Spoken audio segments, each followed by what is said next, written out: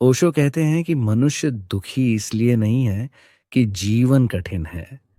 मनुष्य दुखी इसलिए है क्योंकि वह जीवन को गलत दिशा में खोज रहा है। हमारा जन्म होता है, हम बड़े होते हैं, समाज हमें नियम देता है, ऐसे बनो, ऐसे मत बनो, ये सही है, ये गलत है, ये पाप है, ये पुण्य है। धीरे धीरे हम अपने असली स्वरूप से दूर होते जाते हैं। ओशो कहते हैं, मनुष्य का पहला दुख यही है कि वह नहीं जी रहा जो उसका असली स्वरूप है। अपने आप से दूर हो जाना ही दुख है। ओशो की सबसे बड़ी शिक्षा है जागरूकता। जागना मतलब सिर्फ आंखें खुली होना नहीं। जागना मतलब है कि जो भी कर रहे हो, पूरी उपस्थिति के साथ करो। तुम चलते हो, चलना पूरा होश में हो। खाते हो, खाना ध्यान की तरह हो। सुनते हो, सुनना पूर्ण जागरूकता से हो। ओशो कहते हैं, ध्यान कोई क्रिया नहीं, यह एक अवस्था है। जब जागरूकता आती है, मन शांत होने लगता है, विचार कम होने लगते हैं और भीतर शांति का स्वाद आता है। ओशो ध्यान की सबसे अनोखी बात बताते हैं, ध्यान करने से नहीं आता, ध्यान छोड़ने से आता है। अगर तुम बैठकर कहते हो, मैं ध्यान करूंगा, तो यह मन का दबाव है। ध्यान तब आता है जब तुम किसी भी कोशिश को छोड़ देते हो और बस हो जाते हो। ओशो ने सैकड़ों ध्यान तकनीकें दी, डायनामिक मेडिटेशन, कुंडलिनी, नाद ब्रह्म। इनका उद्देश्य सिर्फ एक है, भीतर जमी हुई भावनाओं, दबी हुई ऊर्जा को बाहर आने देना, ताकि तुम हल्के हो जाओ। ओशो प्रेम को स्वतंत्रता कहते हैं। आज दुनिया में जो प्रेम है वह अधिकतर स्वामित्व, अपेक्षा, नियंत्रण से भरा है, इसलिए वह दुख देता है। ओशो कहते हैं, प्रेम का मतलब दो स्वतंत्र आत्माओं का मिलना है, बंधन नहीं। सच्चा प्रेम तब होता है जब तुम दूसरे को बदलना नहीं चाहते, उसे उसी रूप में स्वीकार करते हो। प्रेम मुक्त करता है, बांधता नहीं। ओशो कहते हैं, अतीत बीत चुका है, भविष्य अभी आया नहीं, तो जीवन सिर्फ अभी है। फिर भी मनुष्य का मन लगातार अतीत की यादों और भविष्य की चिंता में उलझा रहता है। वर्तमान में जीना ही ध्यान है। अगर तुम इस पल को पूरा जी लेते हो, जीवन सरल, सहज, हल्का हो जाता है। ओशो कहते हैं, जो तुम हो उसे स्वीकार करो, अस्वीकार ही दुख का कारण है। हम खुद को बदलने की कोशिश में तनाव में रहते हैं। मैं ऐसा ना होता, मेरा स्वभाव ऐसा क्यों है, मुझे और सफल होना चाहिए। लेकिन जिस दिन तुम खुद को, अपने मन को, अपने भावों को जैसा है वैसा स्वीकार लेते हो, वही मुक्ति का पहला कदम है। ओशो कहते हैं, समाज चाहता है कि तुम आज्ञाकारी रहो, उसके नियमों को मानो, भीड़ का हिस्सा बनो। लेकिन जीवन तभी शुरू होता है जब तुम अपनी स्वतंत्रता को पहचानते हो। सच्चा इंसान वही है जो अपने निर्णय खुद लेता है, अपने रास्ते पर चलता है और अपने जीवन की जिम्मेदारी खुद उठाता है। ओशो गंभीरता को रोग मानते हैं। गंभीर लोग जीवन को बोझ बना लेते हैं। वह कहते हैं, जीवन एक खेल है, खेलो, हंसो, बहो, नाचो, तभी तुम जीवित हो। जब तुम सहज हो जाते हो, जीवन तुम्हारा मित्र बन जाता है। ओशो बताते हैं, अहंकार एक झूठा केंद्र है। ये समाज द्वारा दिया गया मैं है, नाम, पहचान, पद, उपलब्धियां। जब तक तुम अहंकार से जीते हो, तुम सच्चे नहीं हो। जैसे ही अहंकार टूटता है, भीतर एक गहरा मौन उभरता है जो तुम्हारा असली स्वरूप है। ओशो की सबसे प्रसिद्ध शिक्षा, मौन। मौन का मतलब विचारों को रोकना नहीं, मौन का मतलब है विचारों को आते जाते देखना, बिना किसी हस्तक्षेप के। जब तुम भीतर उतरते हो, तो एक ऐसी शांति मिलती है जो शब्दों में नहीं कही जा सकती। ओशो इसे कहते हैं अस्तित्व का रस। मन की कैद से बाहर आना, स्वयं को स्वीकारना, वर्तमान में जीना और जीवन को उत्सव की तरह जीना। ओशो हमें याद दिलाते हैं, तुम कुछ भी बनो, बस जागो, और जो बनो उसे पूरे प्रेम, पूरे होश और पूरे मौन के साथ जियो। ये हिस्सा अधिक अंदरूनी, ध्यानपूर्ण और परिवर्तनकारी है। ओशो कहते हैं मन एक ट्रिकस्टर है, वह तुम्हें वही नहीं देखने देता जो वास्तविक है।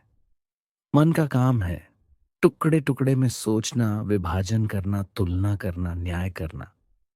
तुम्हें लगता है तुम सोच रहे हो, पर सच्चाई यह है मन तुम्हें सोच रहा है। ओशो समझाते हैं जब तक तुम मन के मालिक नहीं बनते, तुम अपनी ही बनाई जेल में कैदी हो। इस जेल से निकलने का तरीका सिर्फ एक है, उस मन को देखो, उसे समझो, उसे जियो, उससे लड़ो मत। लड़ाई से मन मजबूत होता है, देखने से मन पिघलता है। ओशो कहते हैं कि भावनाएं दुश्मन नहीं हैं, भावनाएं संदेशवाहक हैं। गुस्सा बताता है कि भीतर दबी हुई ऊर्जा बाहर आना चाहती है। ईर्ष्या बताती है कि तुमने खुद को दूसरों से तुलना करके खो दिया है। भय बताता है कि तुम भविष्य में भाग रहे हो। ओशो भावनाओं को दबाने नहीं, स्वीकारने और समझने की सलाह देते हैं। ध्यान में जब तुम भावनाओं को आने देते हो, वे स्वाभाविक रूप से शांत होने लगती हैं। ओशो कहते हैं सारा जीवन एक प्रवाह है, जो इस प्रवाह के साथ बहता है वह शांत है, जो प्रवाह के खिलाफ जाता है वह टूट जाता है। जीवन को नियंत्रित करने की हमारी कोशिशें हमें बेचैन कर देती हैं। ओशो समझाते हैं जीवन को नियंत्रित मत करो, उसे महसूस करो। जो आता है उसका स्वागत करो, जो जाता है उसे जाने दो। समर्पण कमजोरी नहीं है, समर्पण ही सबसे बड़ी ताकत है, क्योंकि समर्पण का मतलब है अस्तित्व पर भरोसा। ओशो कहते हैं रिश्ते दो आत्माओं का मंदिर हैं, जहां तुम खुद को देख सकते हो। रिश्ता तुम्हें चोट नहीं देता, रिश्ता तुम्हारा अहंकार उजागर करता है। अगर कोई तुम्हें परेशान करता है, वह तुम्हारा दुश्मन नहीं, वह तुम्हारा दर्पण है। ओशो सलाह देते हैं रिश्ते को सुधारने की कोशिश मत करो, खुद को सुधारो।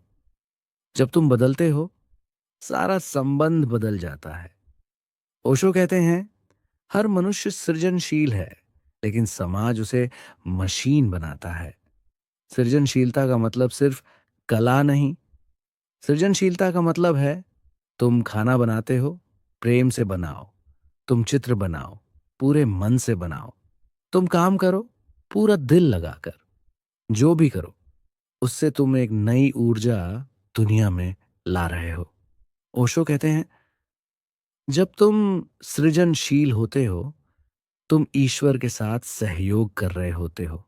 ओशो रेबल शब्द का प्रयोग करते हैं वह व्यक्ति जो अपने जीवन के लिए पूरी जिम्मेदारी उठाता है। रेबल नियम तोड़ता नहीं, वह भीड़ के नियमों से ऊपर उठता है। रेबल का जीवन खतरनाक है क्योंकि वह सुरक्षित रास्तों पर नहीं चलता, लेकिन वही जीवन सच में जीवित होता है। ओशो कहते हैं सुरक्षित जीवन मृत जीवन है, असुरक्षित जीवन ही जीवंत है। ओशो मृत्यु को शत्रु नहीं मानते। वे कहते हैं जीवन और मृत्यु एक ही धड़कन के दो पहलू हैं। जिस दिन तुम मृत्यु से डरना छोड़ देते हो, उस दिन तुम पहले दिन की तरह जीवन के प्रेम में पड़ते हो।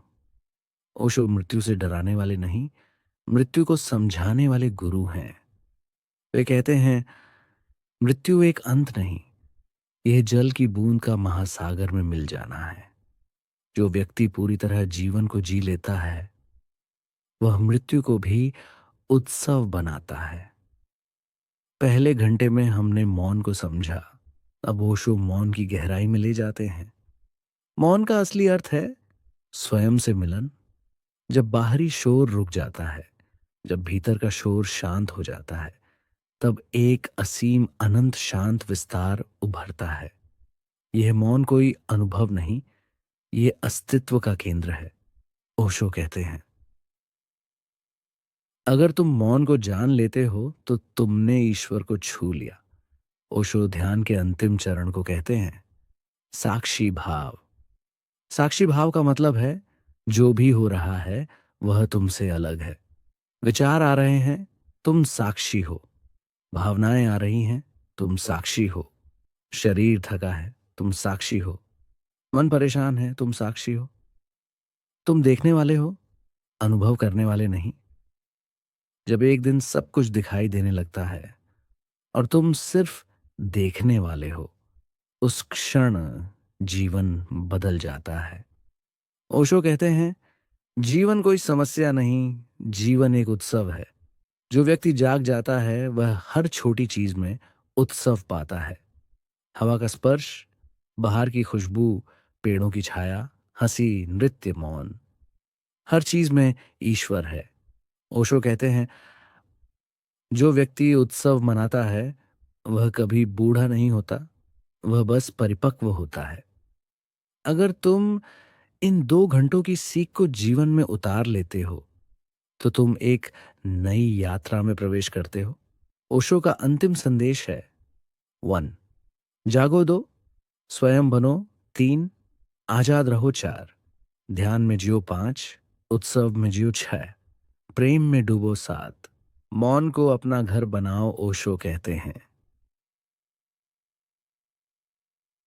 जीवन तुम्हारी प्रतीक्षा कर रहा है। जब तुम तैयार हो जाओगे वह अपनी सारी सुंदरता खोल देगा। यहां ओशो तुम्हें मन से आगे आत्मा के सबसे सूक्ष्म क्षेत्रों में ले जाते हैं। ओशो कहते हैं, मनुष्य बाहर की यात्राएं खूब करता है, मंदिरों में जाता है, तीर्थ करता है, गुरुओं के पास जाता है, पर सबसे महत्वपूर्ण यात्रा वह भूल जाता है, भीतर की यात्रा। ओशो कहते हैं, तुम्हें बाहर किसी मंदिर की खोज नहीं करनी चाहिए। सबसे बड़ा मंदिर तुम्हारे भीतर है। जब तुम भीतर उतरने लगते हो तो एक एक परत खुलती जाती है। भावनाओं की परत, विचारों की परत, अहंकार की परत, और अंत में एक गहरा केंद्र जहां सिर्फ मौन है। यही आंतरिक तीर्थ यात्रा है। ओशो रावण महर्षि की इस खोज को बहुत महत्व देते हैं। मैं कौन हूं? पर वे इसे अलग तरह से समझाते हैं। इस प्रश्न का उत्तर मत खोजो, बस प्रश्न को गहराते जाओ। जब तुम बार बार पूछते हो, मैं कौन हूं? ये शरीर? नहीं। ये मन? नहीं। ये भावनाएं? नहीं। धीरे धीरे तुम्हारे भीतर से सारे झूठ उतरने लगते हैं। एक बिंदु आता है जहां उत्तर नहीं मिलता, सिर्फ मौन मिलता है, और वही उत्तर है। ओशो कहते हैं, अस्तित्व आनंद है, दुख अस्थाई है। आनंद भीतर का स्वभाव है, लेकिन हम बाहर खोजते हैं पैसा, सम्मान, रिश्ते, महत्व, और जब अंदर नहीं देखते तो जीवन खाली लगता है। ओशो कहते हैं, जब आनंद भीतर से बहता है, बाहर कोई भी परिस्थिति हो, तुम शांत रहते हो। यह आनंद कोई भावना नहीं, ये उपस्थित होने की स्थिति है। ओशो बताते हैं, ध्यान में सबसे बड़ी बाधा यही है कि लोग ध्यान करने लगते हैं, ध्यान होने नहीं देते। जब तुम कोशिश करते हो, मन तनाव में आ जाता है। ध्यान बिना प्रयास के आता है। तुम बस बैठो, सांस को देखो, विचारों को गुजरने दो, कुछ मत पकड़ो। धीरे धीरे ध्यान स्वयं उतरता है। ओशो धर्म को मानने की चीज नहीं, अनुभव की चीज कहते हैं। धर्म कोई किताब नहीं, कोई पूजा नहीं, कोई नियम नहीं। धर्म का अर्थ है भीतर रोशनी जागना। धर्म वह है जब तुम अपने आप को जान लेते हो, ओशो कहते हैं, जब तुम अपने भीतर उतरते हो, वही असली मंदिर है, वही असली ईश्वर है। ओशो कहते हैं, तुलना मनुष्यों का सबसे बड़ा जहर है, क्योंकि तुलना हमेशा कमी दिखाती है। जब तुम तुलना छोड़ देते हो, तुम मुक्त हो जाते हो। हर व्यक्ति अलग है, अद्वितीय है, अनूठा है। तुलना से व्यक्तित्व टूटता है, स्वीकृति से व्यक्तित्व खिलता है। ओशो कहते हैं, हर इंसान में स्त्री ऊर्जा और पुरुष ऊर्जा दोनों होती हैं। पुरुष ऊर्जा सक्रियता, साहस, लक्ष्य। स्त्री ऊर्जा शांति, प्रेम, स्वीकार्यता। जो व्यक्ति भीतर इन दोनों को संतुलित कर लेता है, वह सहज हो जाता है। ओशो कहते हैं, जीवन एक नृत्य है। जब पुरुष और स्त्री दोनों ऊर्जा तुम्हारे भीतर संतुलित हों। अकेलापन दुख देता है, क्योंकि उसमें मन है। एकांत आनंद देता है, क्योंकि उसमें आत्मा है। ओशो कहते हैं, जब तुम अकेले होने में आराम महसूस करने लगते हो, तब तुम ईश्वर के सबसे करीब होते हो। यह अंतिम घंटा ओशो की गहरी आध्यात्मिक उड़ान जैसा है। कृतज्ञता जीवन को बदल देती है। जब तुम कृतज्ञ होते हो, साधारण चीजें भी चमत्कार बन जाती हैं। सांस चल रही है, सूरज उग रहा है, पेड़ खड़े हैं, पक्षी गा रहे हैं। कृतज्ञता वही देखती है जिसे आंखें अक्सर अनदेखा कर देती हैं। ओशो कहते हैं, सब कुछ जैसा है वैसा ही होना चाहिए। जब तुम अस्तित्व पर भरोसा करते हो, जीवन हल्का हो जाता है। भरोसा मतलब तुम्हें पता है कि जो कुछ होता है वह तुम्हारे विकास के लिए है। ओशो कहते हैं, सच्चा प्रेम तभी आता है जब व्यक्ति भीतर से पूर्ण हो। दो अपूर्ण लोग प्यार करते हैं तो वे एक दूसरे से मांगते रहते हैं। दो पूर्ण लोग प्यार करते हैं तो वे एक दूसरे को देते हैं। ओशो कहते हैं, प्रेम किसी से मत मांगो, प्रेम बन जाओ। ओशो जीवन को उद्देश्य रहित बताते हैं। उनके शब्द, जीवन कोई कार्य नहीं, जीवन एक नृत्य है। नृत्य का उद्देश्य नृत्य के अतिरिक्त कुछ नहीं। जीवन को जीना ही उसका उद्देश्य है। जागरण क्या है? ओशो कहते हैं, जागरण तब होता है जब तुम मन से निकल आते हो और अपनी असली प्रकृति को पहचान लेते हो। जागरण एक क्षण में हो सकता है, बस एक झलक, एक प्रकाश, एक अंदर का विस्फोट। उसके बाद व्यक्ति वहीं रहता है, लेकिन भीतर से पूरा बदल जाता है। अंत में ओशो कहते हैं, शब्द सीमित हैं, अनुभव असीम है। आखिर में सब मौन में समाप्त होता है।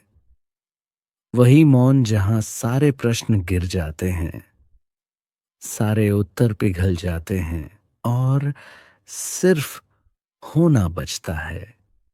यही जीवन का सर्वोच्च रहस्य है।